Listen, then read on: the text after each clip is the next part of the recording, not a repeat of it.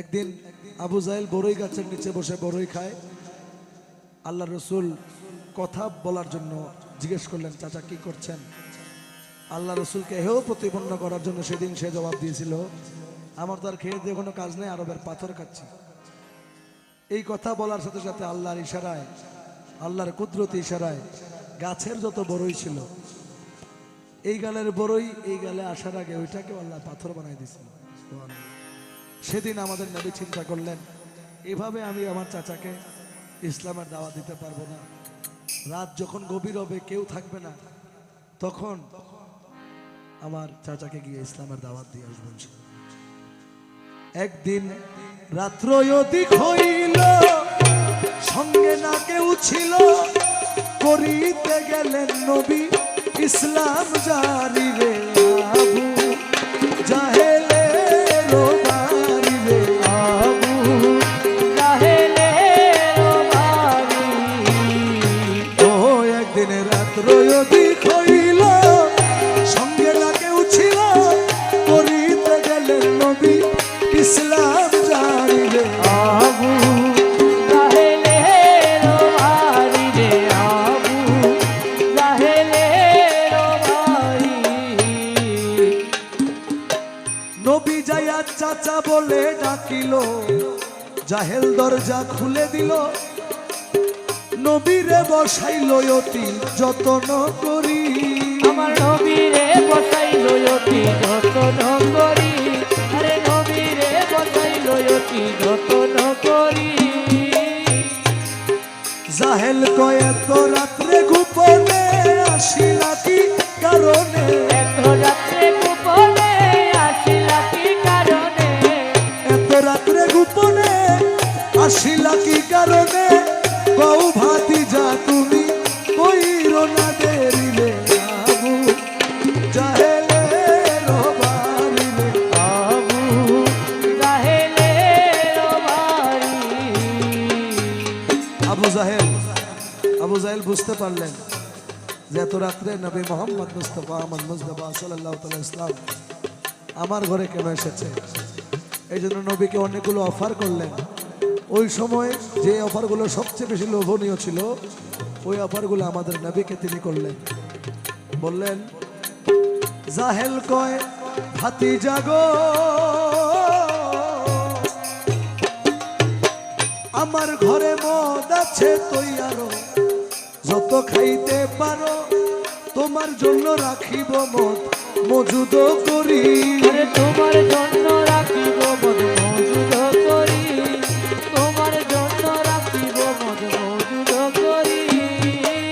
আরবের যত নারী দেখো পছন্দ করি, আরবের যত নারী দেখো পছন্দ করি, আরবের যত নারী দেখো পছন্দ করি, হাজির করিতে পারি পরম সুন্দরী রে আবু জাহেলের বাড়ি রে আবু জাহেলের বাড়ি।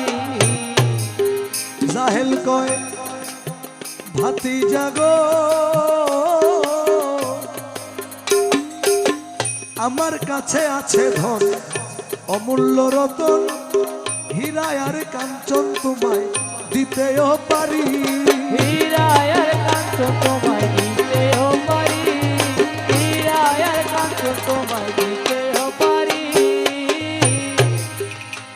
তুমি যদি বলো বাদশা হব, বাদশাহী ছাড়িয়া দিব, তুমি যদি বলো বাদশা হব, বাদশাহী ছাড়িয়া দিব, যদি বলো বাদশা হব, বাদশাহী ছাড়িয়া দিব, তোমায় বাদশা বানাবো প্রতিজ্ঞা করিলে আবু জাহেলের বাড়ি রে আবু জাহেলের বাড়ি।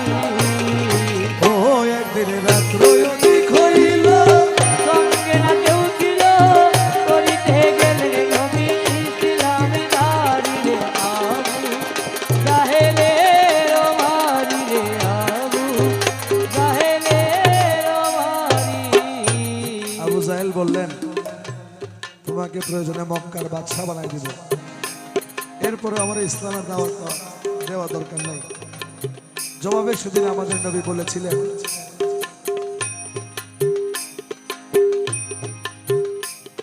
আমার নবী বলে চাচাজি আমি ধন দিয়া করব কি, কায়নাতের মালিক আমায় বানায় পরোয়ারে। কায়নাতের মালিক আমায় বানায় পরোয়ারে, এই কায়নাতের মালিক আমায় বানায় পরোয়ারে। আমার নবী বলে চাচাজি ধন দিয়া করব কি, কায়নাতের মালিক আমায় বানায় পরোয়ারে। করে লা ইলাহা ইল্লাল্লাহ মুহাম্মদ রাসূলুল্লাহ, লা ইলাহা ইল্লাল্লাহ মুহাম্মদ রাসূলুল্লাহ, লা ইলাহা ইল্লাল্লাহ মুহাম্মদ রাসূলুল্লাহ। একবার পড়িলে খুশি হইতে গো পারিলে, আবু জাহেলের বাড়িরে। আবু জাহেলের বাড়ি। এই আবু জাহেল কত বড় নিকৃষ্ট ছিল তিনি দেখেন। যখন বললেন একবার পড়েন লা ইলাহা ইল্লাল্লাহ মুহাম্মদ রাসূলুল্লাহ, তাহলে আমার আর কিছু দরকার নাই, আপনার সমস্ত গুনাহ যা করেছেন সবকিছু সুপারিশ আমি করব, আপনি একবার বলেন। জাহেল এই কথা শুনিয়া হাতে লাঠি লইয়া নবীজির পৃষ্ঠে মারলো কয়েকটা বাড়ি। লাঠিরও আঘাতে পৃষ্ঠ গেল ফেটে, নবীজি খাইল রক্তে গড়াগড়ি। রক্ত মাখা পিঠ লইয়া আস্তে আস্তে উঠিয়া চলিতে লাগিলেন নবী খাদিজার বাড়ি। দেখে বিবি খাদিজায় বসে আছে দরজায়, এত রাত্রে যায় কোথায় বুঝতে না পারি। মা খাদিজাতুল কুবরা দেখলেন আমাদের নবীর পিঠ ফেটে, পিঠ থেকে অহরহ রক্ত ঝরছে। জিজ্ঞেস করলেন ইয়া নবী ইয়া নবী ইয়া হাবিব ইয়া রাসূলুল্লাহ, আপনি নবী আপতাহি মুহাম্মদ আরবি, এই ঘটনা ঘটাইল কে জানতে কি পারি। এই ঘটনা ঘটাইল কে জানতে কি পারি, এই ঘটনা ঘটাইল কে জানতে কি পারি। একবার বলেন নবী তাহার নাম, যদি নবী বিচার দিত মা খাদিজার কাছে, মা খাদিজার কাছে তখন অনেক টাকা পয়সা, আবু জাহেলকে কিন্তু শাস্তি দিতে ওয়ান্টুর ব্যাপার ছিল। একবার বলেন নবী তাহার নাম, কে করিল এমন কাম। নবী বলে আবু জাহেল মাইরাছে বাড়ি। নবী কয় মারছে তাতে দুঃখ নাই, আমি আবার যাইতে চাই। আরে মারতে তাতে দুঃখ নাই, আমি আবার যাইতে চাই। মারছে তাতে দুঃখ নাই, আমি আবার যাইতে চাই। দেখি কালে মানি পরাইতে পারি। আবু জাহেলের বাড়ি, আবু জাহেলের বাড়ি। ও একদিন রাত্র হইল, সঙ্গে না কেউ ছিল, করিতে গেলেন নবী ইসলাম জারি রে।